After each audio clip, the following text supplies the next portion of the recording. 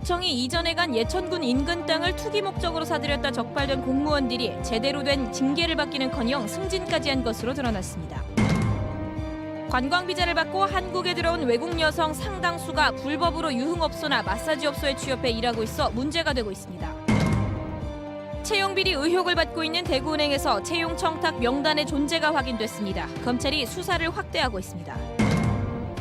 황원동산 하시계에서 멸종위기 동물 서식이 확인됐다면서 환경단체가 탐방로 조성 공사를 추진 중인 달성군수를 고발하기로 했습니다. 시청자 여러분 안녕하십니까? 계속해서 대구 경북 소식입니다. 공무원들이 조합을 만들어 예천군으로부터 경북도청 인근 땅을 싼 값에 사들인 적이 있습니다. 도청이 이전하며 땅값은 7~8배 올랐고 특혜 시비가 불거졌습니다.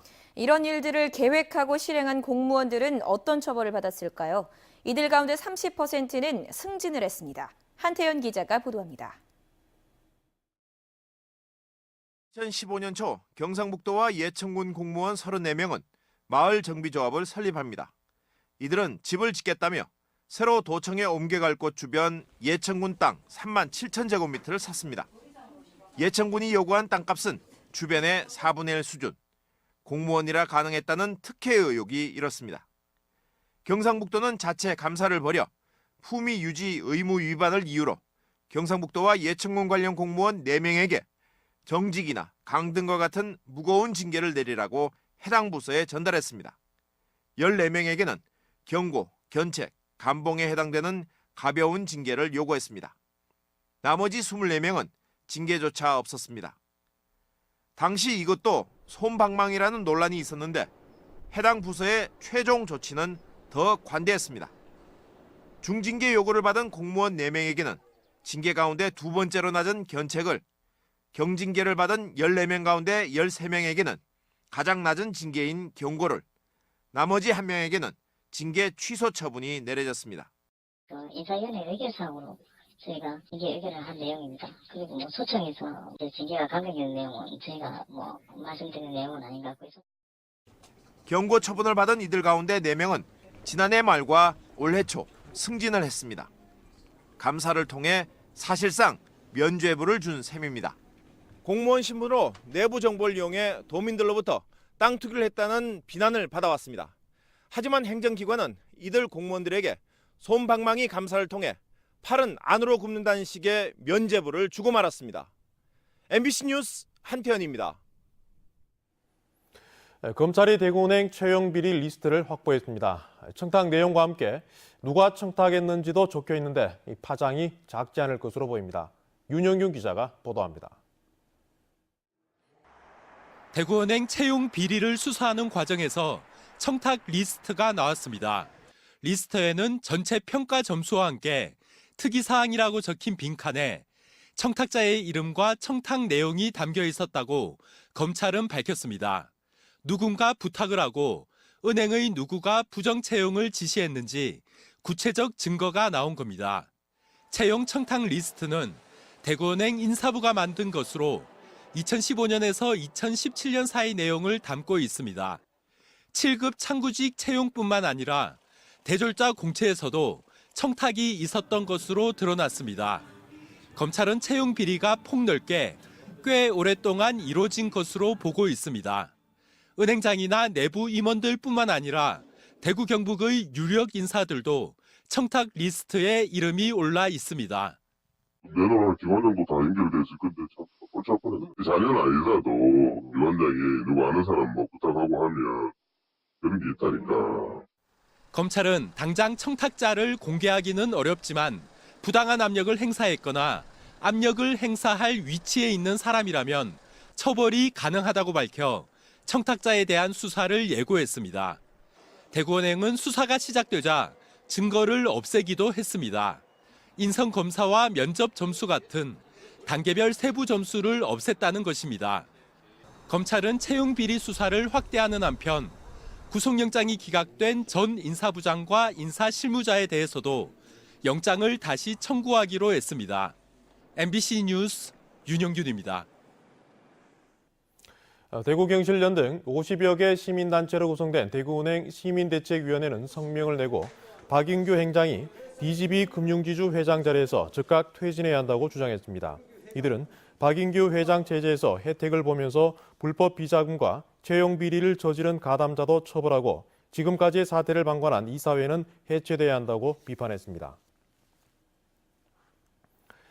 관광을 한다며 한국에 들어온 뒤 불법으로 유흥업소나 마사지업소에 취업하는 외국 여성이 눈에 띄게 늘어나고 있습니다. 대구에도 이런 불법이 기승을 부리고 있는데요. 불시 단속 현장을 윤태호 기자가 동행 취재했습니다. 대구 출입국 관리사무소 직원들이 동대구역 주변 한 마사지 업소에 들이닥칩니다. 중국 여성 2명이 발견됩니다. 확인 결과 불법으로 일하고 있는 것으로 드러났습니다. 이번에 평창 올림픽으로 와가지고 관광객으로 왔다가 이제 결국 취업을 합니다. 인근의 또 다른 마사지 업소에서는 태국 여성 3명이 적발됩니다. 역시 관광 목적으로 들어와 불법으로 일하고 있습니다.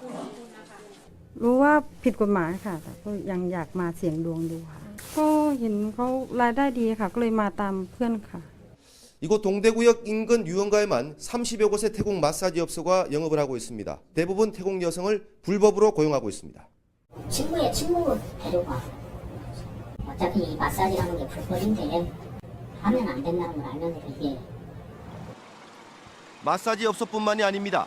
유흥주점에서 불법으로 일하던 외국 여성 30여 명이 무더기로 적발됐습니다. 태국뿐만 아니라 필리핀과 러시아, 카자흐스탄, 국적도 다양합니다. ตอนแรกอะค่ะไม่ได้คิดจะมาทำงานค่ะเข้ามาด้วยวัตถุประสงค์อะไรคะเห็นพอดีรู้จักเพื่อนที่บ้านเขาเคยทำงานที่นี่ก็เลยลองมาดู 불법 취업했을 때 강제 퇴거되거나 불이익을 받을 수 있다는 것을 상기시키기 위해서 저희가 단속을 하게 됐습니다. 출입국관리사무소는 단속된 업주들도 출입국관리법 위반 혐의로 전원 검찰에 고발했습니다. MBC 뉴스 윤태호입니다. 현행법의 모든 정당은 중앙당을 수도 서울에 두도록 규정하고 있습니다. 정치가 중앙에 종속될 수밖에 없는 구조인데요. 6.13 지방선거를 앞두고 지역의 현안을 스스로 논의하고 해결하기 위해 지역 정당을 법적으로 허용해달라는 움직임이 구체화되고 있습니다. 보도에 양관희 기자입니다. 새로운 대구를 열자는 사람들, 새 대열이 출범합니다. 지금까지 지방 분권운동은 한계에 부딪혔다며 참신한 자치 세력 형성을 목표로 하고 있습니다. 청년과 여성 같은 주체적 지역 정치 세력을 키워 유능한 인재가 정착하고 현안도 직접 해결하는 지역 정치를 목표로 하고 있습니다. 지방 분권 시대 지방 자치를 위해서는 반드시 지역의 어떤 현안이라든가 미래에 대한 여론을 모으는 어떤 주체 내지 아니면은 도와주는 세력이 필요하다. 그래서 지역 정당을 만들려고 합니다. 당장 6월 지방선거에 자체 후보를 발굴해 정치 세력을 키우고 다른 지역과 연대 방안도 찾고 있습니다. 또 중앙당을 수도 서울에 두도록 규정한 정당법은 결사의 자유를 침해한다는 위헌 소송을 제기하기로 했습니다. 6.13 지방선거에 법적으로 가능한 범위 내에서 우리가 지지하는 아주 훌륭한 후보들을 지지하고 당선시키고 낙선시키는 그런 운동을 전개하고요. 중앙 권력에 휘둘리는 문의뿐인 지방자치시대.